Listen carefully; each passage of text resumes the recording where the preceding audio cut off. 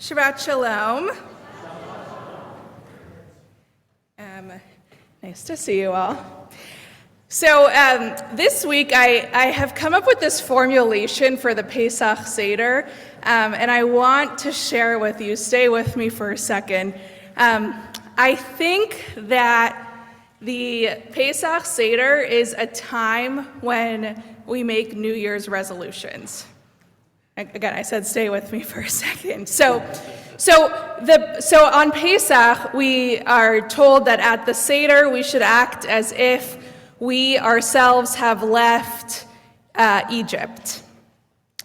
And to say that is as if we have left Egypt, Ke'ilu hu yatsa mitzrayim, is to say, like, let us open up these little constrictions in our life, like let us become more free. And I think that when we think that let us become more free, the easiest way to think of it is let's lower our screen time for 1 hour a day. Let us not check our work email past 9 p.m. I'm going to be more free if, I exercise 3 more times this month than I did last month. And I maybe those things would make us feel more free, but then maybe by the end of the counting the Omer, by the time we get to Shavuot, we're like, oh, well, we forgot about being more free because, like a lot of our New Year's resolutions, they might slip away. And so I've been thinking a lot this week about what it actually means that at the Seder we are commanded to act as if we have left Egypt. And what it means to leave Egypt is to become more free in a way. And we know that when the Israelites left Egypt, they started kvetching, right? They were like, let us go back to slavery because it was easier there. It's easier when we have 1 more hour of screen time and a week on our phone or whatever. And so so leaving Egypt we think of as very personal. It's whatever in our lives is heavy, distracting, hard to escape. It's a habit that we want to change. It's a pressure that we want to alleviate. And so Pesach is like a new year, a time for a reset. But I want to think about Pesach a little bit differently. I want to think about leaving Egypt a little bit differently. It's not necessarily about becoming a slightly improved version of who they are. Though if you eliminate an hour of screen time from now to Shavuot, let me know, we'll have a cookie together.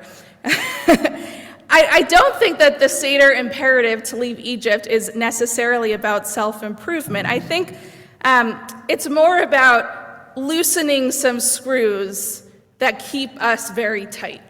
That keep us closed, that keep us certain, that keep us saying, I know exactly what to do when somebody comes to me and says something that I think is for sure wrong.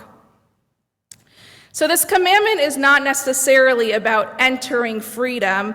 It's actually not about a destination at all. It's not a commandment that's asking us to arrive somewhere. I think that this commandment is about interrupting the ways in which we have become stuck over time and the ways in which we narrow, we become very constricted over time. And I think it's a reminder that leaving Egypt, it's not a 1 or 2 time event, but it's something that we have to do over and over again. And on Pesach, it's the extra push. And that is like any new year. Any new year is a little bit of an extra push, knowing that leaving these constrictions is maybe a little bit more possible this week. The parsha we read on the Shabbat before Pesach, which we read today, most times we read Parshat Tzav before Pesach. And the very first word of this parsha is a command, Tzav, command. Rashi notes that this word implies something beyond ordinary instruction. When we command something, we do it urgently. It means don't wait. This specific urgency, the rabbis tell us, means that when we don't wait, when we go, when we are commanded, it means that if we do wait, we're going to lose something. There's going to be some cost to waiting. There's going to be some sacrifice for waiting. And when we think of leaving Egypt, it's with this urgency. The Israelites could not wait. This is how they left, in a haste. So hurried that's why we eat matzah, right? The bread couldn't rise.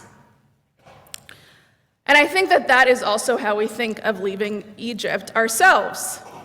In a haste, we need to make a Pesach resolution, or we need to leave Egypt in our own way super quickly because that is how our ancestors did it. Why would we keep waiting? Why would we go through some sort of slow process of leaving some sort of constriction of our life if our ancestors had to do it quickly? Leaving our Egypt is about removing some of these constrictions that make our lives feel closed off.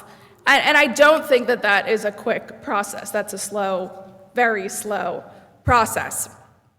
In fact, the name for Egypt in Hebrew, Mitzrayim, which means, I'm sure many of you know, means that we are coming from a narrow place. The word Meitzar, a narrow place or a bottleneck or a constriction.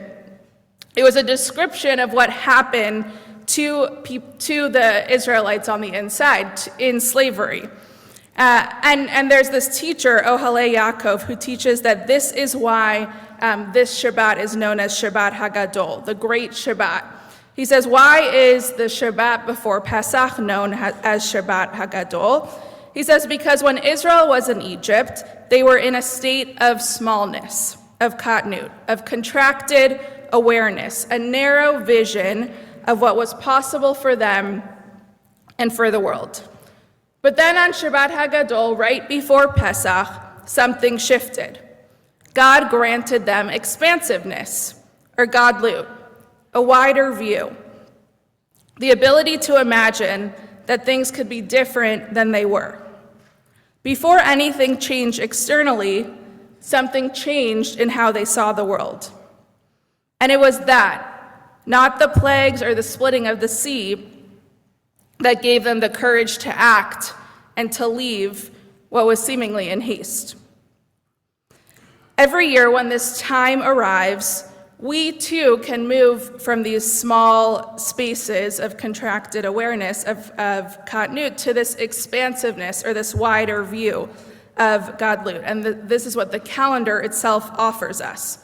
The question is, when it's our time, when we are commanded to act as if we have left Egypt this year on Wednesday night, if we're willing to receive it. Because when we sit down at the Seder on Wednesday night, it's after many of us have slaved away preparing for the Seder. Cooking and cleaning and all of this pressure, and we're being invited into a moment of expansiveness when we're ready to fall asleep.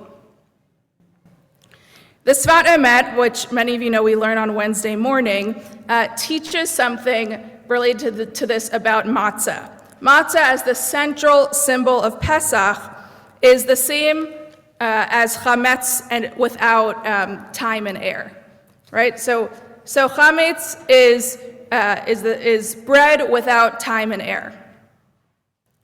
This is exactly the image that we need to get out of our own constricted Mitzrayims. We start with a genuine experience, something we've lived through, something we believed, something we were taught, and over time, without noticing, it ferments, it becomes sourdough, and then it rises. And when these things that begin as honest conversations and honest views, they become our hardened certainties. Things that begin as a slight conviction, Pesach is a new year, becomes a wall. And eventually we're so puffed up that we have this beautiful loaf of bread that our matzah became. And that's what chametz is, and that is also Egypt.